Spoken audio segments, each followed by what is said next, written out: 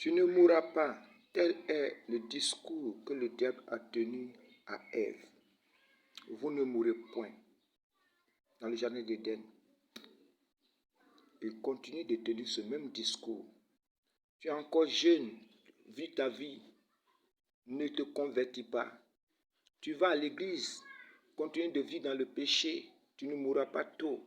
Cependant, dans Genèse chapitre 5, verset 5, Adam est mort. Lui qui était destiné à vivre éternellement selon Genèse chapitre 3, verset 22, Dieu dit que Adam est devenu comme l'un de nous pour la connaissance du bien et du mal. Empêchons-le de toucher l'arbre de vie pour qu'il en mange le fruit et qu'il vive éternellement. Il était appelé à vivre éternellement. Le Satan lui a dit qu'il ne mourra pas.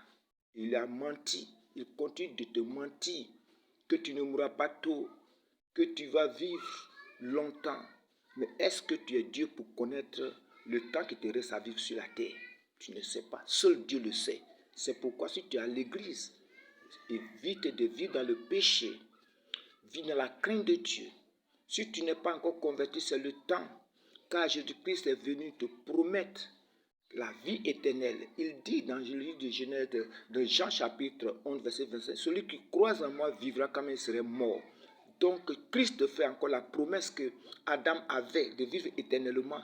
Et il a écouté le diable. N'écoute pas le diable parce qu'il est ton ennemi. Il va t'égarer, il va te perdre. Tu vas rater la vie éternelle et tu vas mourir peut-être avant ton temps si tu continues de vivre la vie que tu mènes. Le Seigneur veut te sauver. Que le Seigneur te bénisse. C'est le conseil qu'il te donne, c'est la révélation qu'il te fait pour te sauver.